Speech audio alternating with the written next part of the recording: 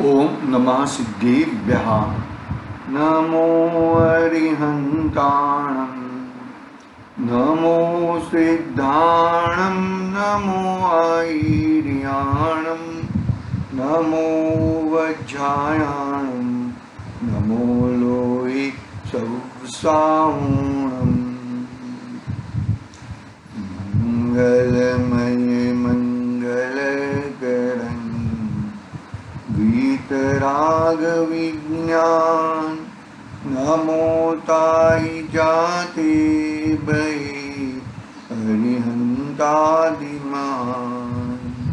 हरिमंगल करिछु महान, ग्रंथ करन को काज, जाति मिले समाज सब, पामी निज पद राम।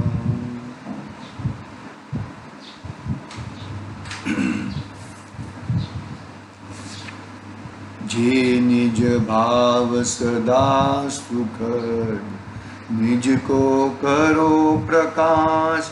जे बहुविधि भव दुख तणु, हरि सत्तानाश। चेतिले चेतन, चेत्या विना किम चालसी।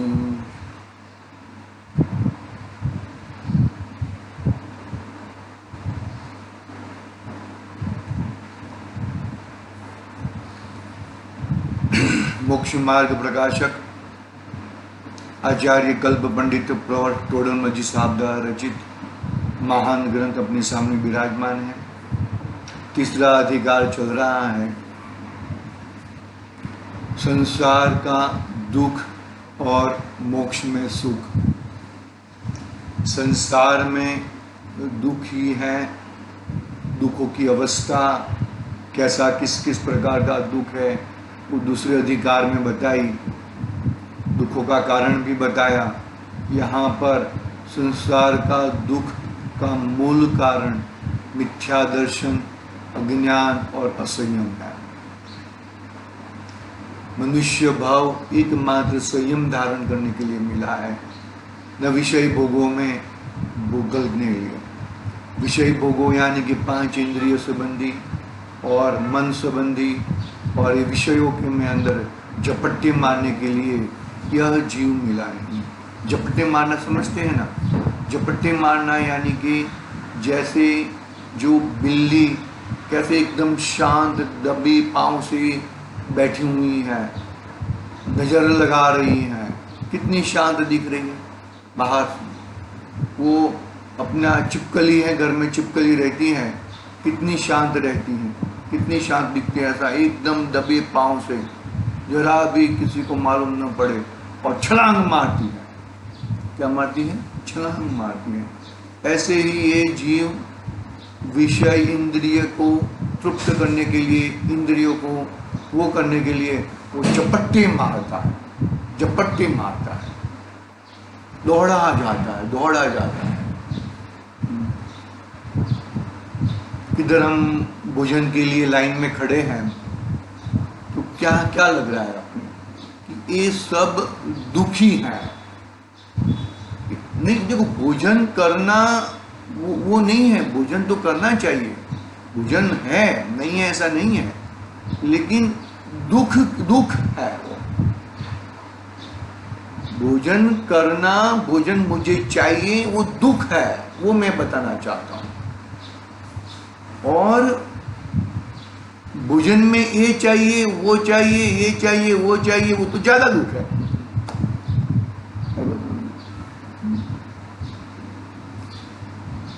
ये जो 250 ग्राम का खड्डा है वही जठराग्नि, उसको देखो यहां से अंदर जाने के बाद तो कोई मतलब ही नहीं है।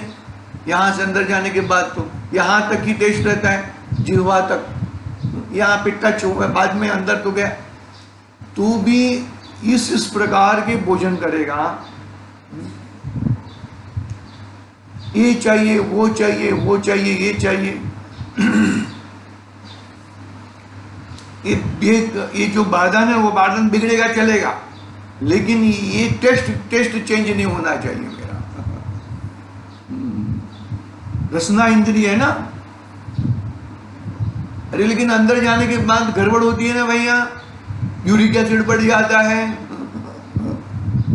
फलाना हो जाता है, बीपी आ जाती है।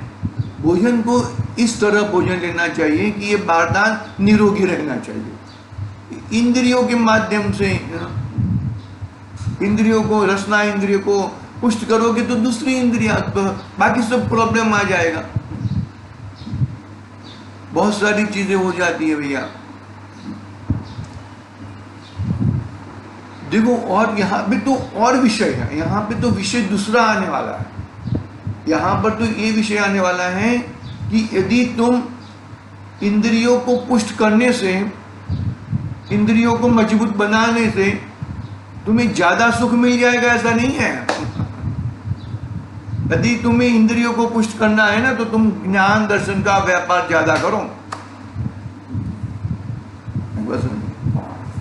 ज्ञान दर्शन का व्यापार ज्यादा करो, यदि इंद्रियों से तुम्हें वो करना है तो। पकड़ में आ रही है कि नहीं आ रही बात?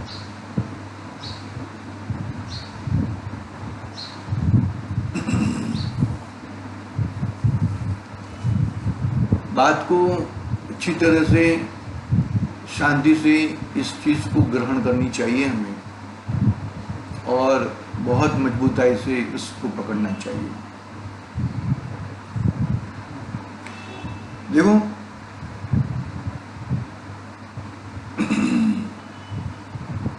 हमने 5 इंद्रिय संबंधी 5 तिर्यंच गति के जीवों का उदाहरण के माध्यम से थोड़े समझे थे। उसके बाद का पैराग्राफ भी पढ़ा था कि इंद्रियों से पीड़ित बहुत ज्यादा दुखी होता है। रसना इंद्रिय से, स्पर्शन इंद्रिय से, थोड़ा पसीना आ गया है तो शांति से 2 मिनट बैठ जाओ, पसीना सूख जाएगा, गर्मी भी कम हो जाएगी। लेकिन एसी चालू करो, 2 पंखे चालू कर दो, वो कर दो, उससे तुम्हारा कुछ होने वाला नहीं है। वो तो वापस वही हाल होने वाला है। नहीं तो तुम जितना मानो के बहुत तरस लगी है, बहुत गर्मी हो रही है, वो हो रही है, ठंडा अरे ठंडा पानी पियोगे तो गला खराब हो जाएगा। 2 मिनट बैठ जाओ और सादा पानी पी लो, तरस छिप जाएगी। इंद्रियों से पीड़ित वाला का बात कर रहा हूं, इंद्रियों से पीड़ित। अरे मुझे तो ये चाहिए ही नहीं। देखो, हमारे घर पे हमने वो आरओ लगाया, अभी भी है आरओ नहीं चाहिए, आरओ से बहुत ही गड़बड़ होती है। तो आरओ पहले लगाया ना, तो मेरे छोटे बच्चे ने, मेरे लड़के ने बोला कि ये हमने 8,000-9,000 का जो मशीन लगाया है ना, इससे बाहर का और किधर कोई भी प्रसंग में जाते हैं, चिंतामणि जाते हैं, और कोई किधर भी शिविर आदि में जाते हैं, और किधर जाते हैं, तो वो पानी अच्छा नहीं लगता। ये 12 मास ये पानी पीते हैं आरओ वाला, फिर वो पानी, आरओ का तो पानी पीना ही नहीं चाहिए,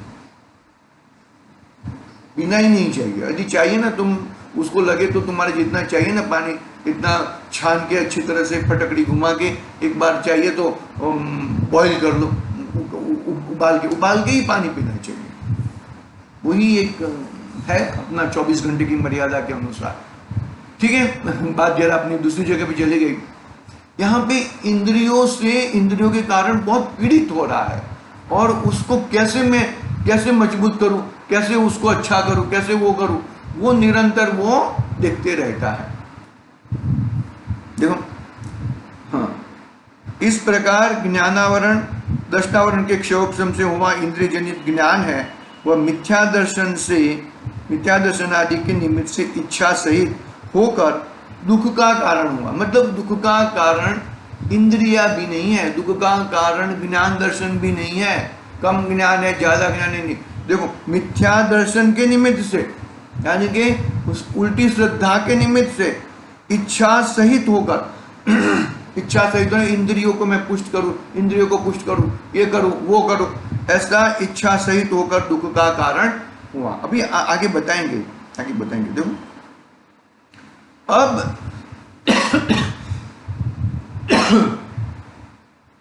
अब इस दुख के दूर होने का उपाय यह जीव क्या करता है, सो कहते हैं।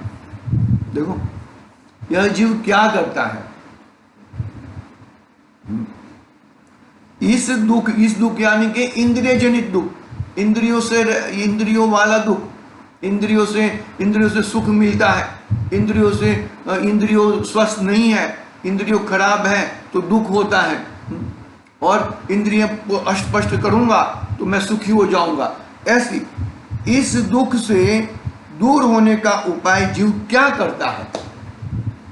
सो कहते हैं, इंद्रियों से विषयों का ग्रहण होने पर मेरी इच्छा पूर्ण होगी, ऐसा जानकर प्रथम तो नाना प्रकार के भोजन आदि से इंद्रियों को प्रबल करता है, और ऐसा जानता है कि इंद्रियों के प्रबल रहने से मेरे विषय ग्रहण की शक्ति विशेष होती है, तथा वहां अनेक बाह्य कारण चाहिए इनका निमित्त मिलता है। आई बात समझ में क्या कहना चाहते हैं? इंद्रियों से मुझे क्या मिलता है? इंद्रियों से क्या मिलता है भैया?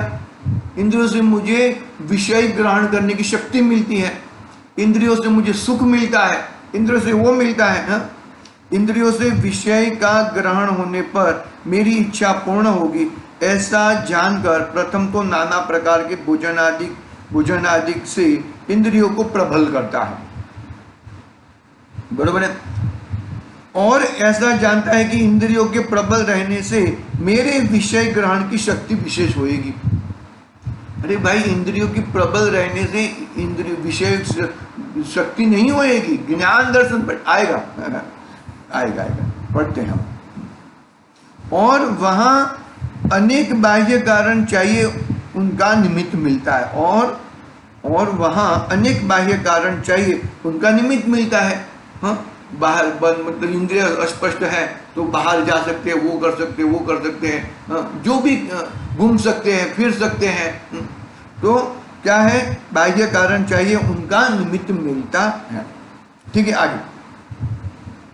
आगे मिलता है। और भी अभी कंक्लूजन नहीं दिया, अभी दुखों का वर्णन हो रहा है। हाँ, इंद्रियां हैं वे विषय सन्मुख होने पर उनको ग्रहण करती हैं। इंद्रियां हैं वे विषय सन्मुख होने पर उनको ग्रहण करती है, इसलिए अनेक बाह्य उपायों द्वारा विषयों का तथा इंद्रियों का संयोग मिलता है। क्या है?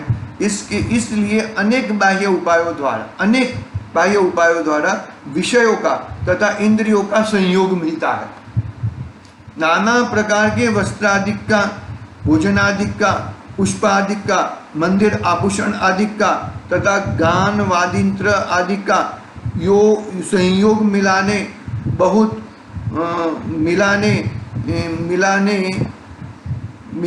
अर्थ बहुत खेद खिन्न होता है, क्या कहा?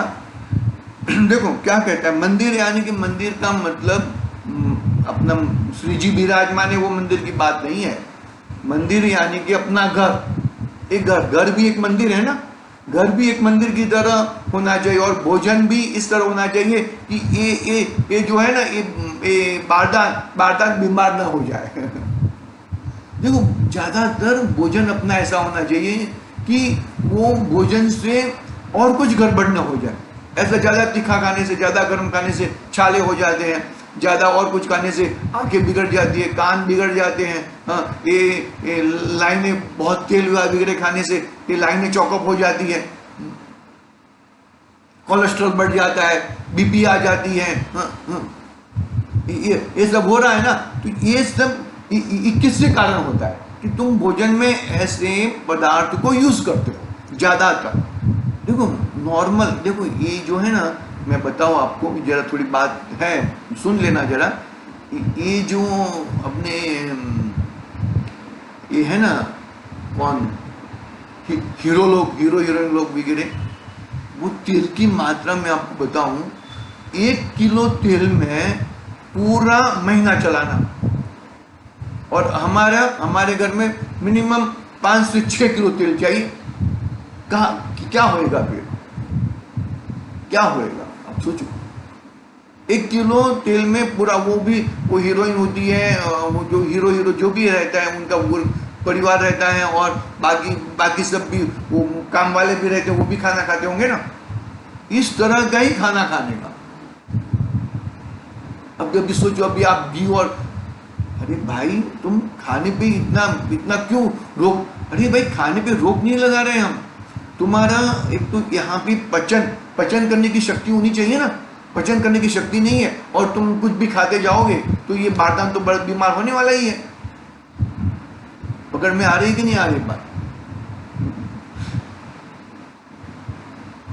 बारदान देखो भाई, आयु कर्म के हिसाब से वो तो मुझे भी मालूम है कि आयु कर्म के हिसाब से, लेकिन जितना आयु है वो किस तरह जीना है तुम्हें, किस तरह जीना है बताओ मेरे को। जितना आयु है वो आयु किस तरह जीना है, मर मर के जीना है, मंदिर जी भी जा न सको, प्रवचन भी अच्छी तरह ढंग से बैठ के सुन न सको, इस तरह जीना है कि किस तरह जीना है भाई? पकड़ना बात को अच्छी तरह से, ठीक है। देखो तो क्या कहते हैं, देखो मंदिर आभूषण आदि, मंदिर यानी कि घर को बार बार रिनोवेशन करने का, बार बार कलर कराने का, वो करने का, अरे ये बरोबर नहीं है, ये बरोबर नहीं है, ये बरोबर नहीं है, अच्छे घर, ये दूसरे का घर देख के मेरे को ऐसा घर चाहिए, पुष्प आदि, फूल आदि लगाना, वस्त्र आदि अच्छे नए भाई, मुझे एक साड़ी पहना वो पूरे महीने में दोबारा रिपीट नहीं होनी चाहिए। अभी तो साड़ी की तो बात ही कहाँ है, अपना कुर्ता पैजामा जो पहना, पैंट शर्ट पहना, वो दोबारा ये महीने में दोबारा नहीं आना, वो शर्ट दोबारा नहीं आना चाहिए। ऐसा होता है क्या? भोजनादि, वो चाहिए, क्या बोलते हैं, फरसाण चाहिए, वो चाहिए, आभूषण आदि, ये पहनना चाहिए, अरे भाई बरोबर है। और गान वादिंत्र आदि, गाना सुनना चाहिए, गाना बरोबर। अभी तो आजकल ये हम लोग विधान इत्यादि भी करते हैं, वहाँ पे भी ढोल वगैरह चाहिए, बहुत वो म्यूजिक सिस्टम्स चाहिए, ऐसा। गान वादिंत्र आदि संयोग मिलाने के अर्थ बहुत खेद खिन्न होता है। ये वो नहीं मिले ना तो खेद खिन्न होता है। अच्छी तरह से अपने हिसाब से, अभी मानो कि हमने कुछ करने का सोचा, बरोबर है, और मम्मी डैडी ने बोला कि अभी मत करो, थोड़ा दिन के बाद करो, बाद में देखेंगे, अभी तो बरोबर चल रहा है। पिताजी है, मम्मी जी है, तो वो तो थोड़े है ना भाई, बरोबर, ठीक है, कोई बात नहीं, फिर खेद खिन्न होता है, वो टाइम तो बोल देता है, ऐसा खेद खिन्न होता है। देखो आगे, अभी तक अपना कंक्लूजन नहीं आया। तथा इन इंद्रियों के सन्मुख विषय रहते हैं, तब तक इस विषय का किंचित स्पष्ट जानपना रहता है। पश्चात मन द्वारा स्मरण मात्र रह जाता है, काल व्यतीत होने पर स्मरण भी बंद हो जाता है। इसलिए इन विषयों को अपने आधीन रखने का उपाय करता है और शीघ्र उनका ग्रहण करता है। तथा इंद्रियों के तो एक काल में एक विषय का ही ग्रहण होता है, किंतु यह बहुत ग्रहण करना चाहता है, इसलिए आकुलित होकर शीघ्र एक विषय को छोड़कर अन्य को ग्रहण करता है, तथा उसके छोड़कर अन्य को ग्रहण करता है। ऐसे झपट्टे मारता है।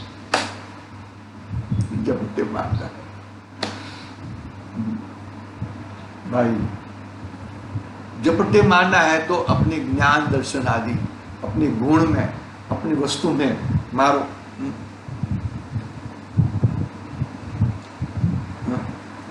इतना ही पढ़ते हैं। वापिस एक पैराग्राफ पढ़ लेता हूँ, और जो कंक्लूजन है वो कल पढ़ेंगे।